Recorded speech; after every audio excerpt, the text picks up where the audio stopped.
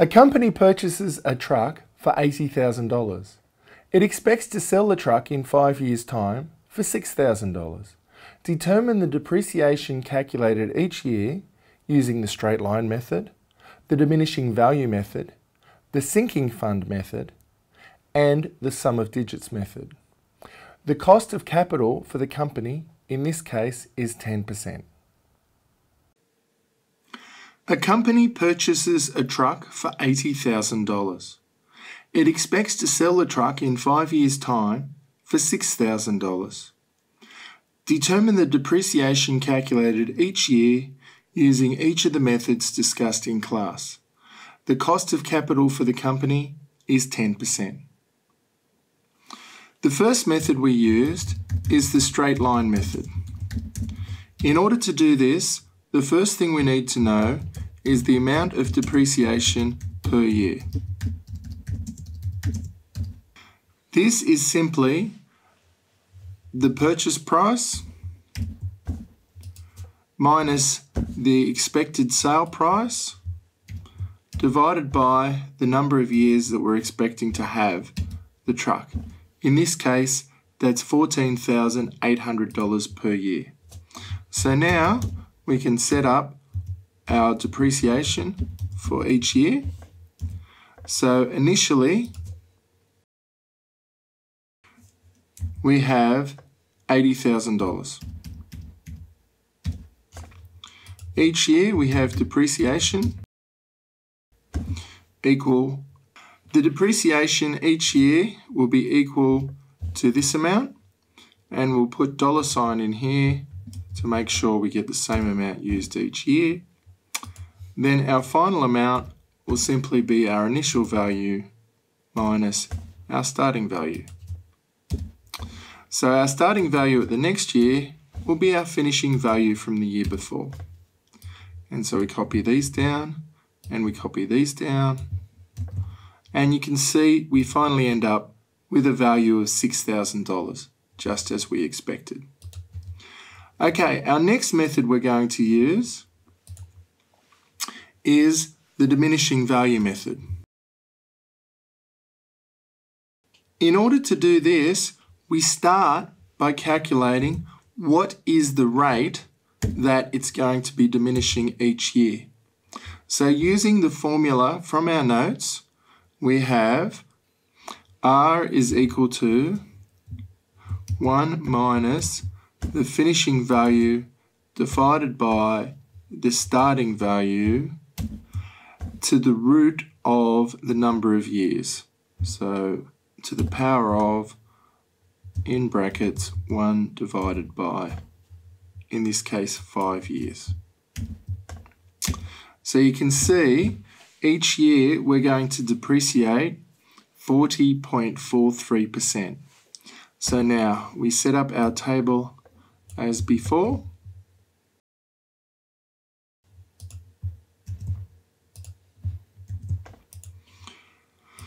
So we have 1, 2, 3, 4, and 5 years. Our initial value, once again, is equal to the purchase price. Our depreciation is equal to our initial value times our rate. Once again, we'll want a $sign in here, so the same number is used each time. And our final value is simply our initial value minus our depreciation. And we copy all these formulas down. This one is equal to our final value. Copy it down. And you can see, once again, we end up with $6,000. The important thing is you can see each year the amount of depreciation we charge is dropping. So there's $32,000 in the first year, but only $4,000 in the last year. Okay, our next method is the sinking fund method. For this one, we need to work out what is the annual equivalent of the drop-in price. So we use our annual equivalent amount formula.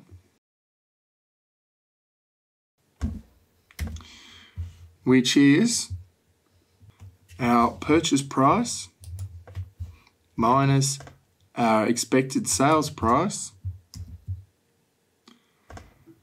times our interest rate divided by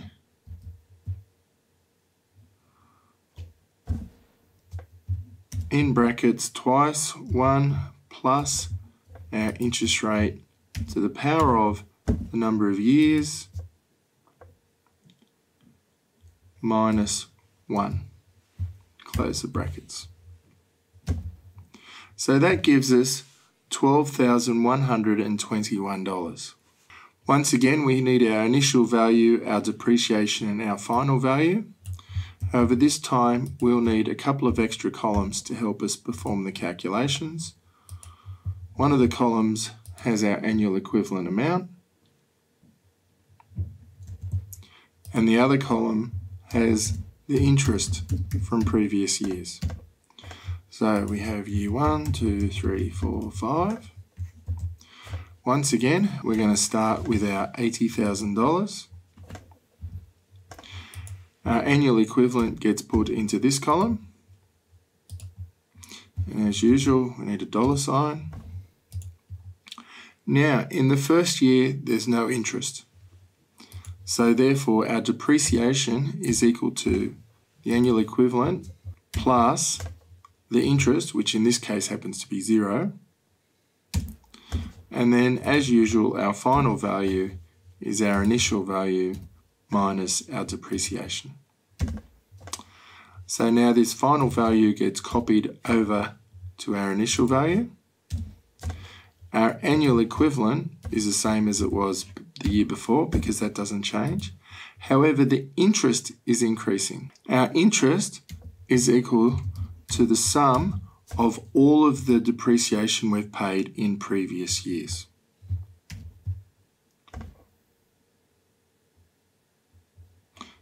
Times our interest rate.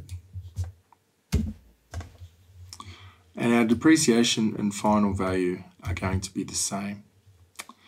Now we can almost copy this down, but our interest rate needs to be fixed because this will now be both of these, and we'll need the bottom one to change, but not the top one.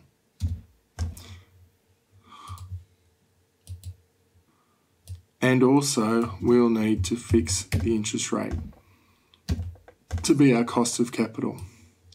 So now when we copy this down, just to make sure everything's gone right, our interest here should be all of everything that was paid in the previous years. So we can see we've gone from 80,000 down to 60,000 again. This time you'll notice the depreciation is getting bigger as we go. This is because our interest bill is growing. So this method is not used very often. The other method that's commonly used is the sum of digits method. And for this one, what we need to do is add up the sum of these numbers.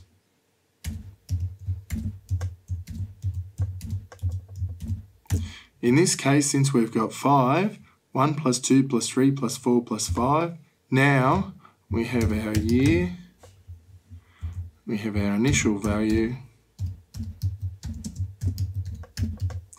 We need to work out a factor to use for each year to give us our depreciation, which will finally give us our final value. So we start with 1, 2, 3, 4, 5. Our initial value, as always, is our purchase price. Now our factor should be, for the first year, it's going to be the value of the last year divided by the sum of digits. So since there's 5 years, it's going to be 5 minus 1, but that gives 0. It's going to be 5 minus 1, but that gives 4, and we want the answer to be 5. So it's going to be 5 minus the year plus 1 to make sure the answer is 5 and not 4. Our depreciation is equal to the difference between our purchase price and our expected sale price times the year number in reverse order divided by the sum of the digits. So we need to put dollar signs for each of these numbers so they don't change. Whereas the purple number is fine. The final value is equal to our initial value minus our depreciation. We can copy all of these numbers down. The initial value for the next year is the final value from the year before. Copy these down, and you can see once again we end up with $6,000. The depreciation is large at the beginning and small at the end, which is what we like because we get a big tax deduction to start off with, and we're not so worried about how big our tax deduction is in the future.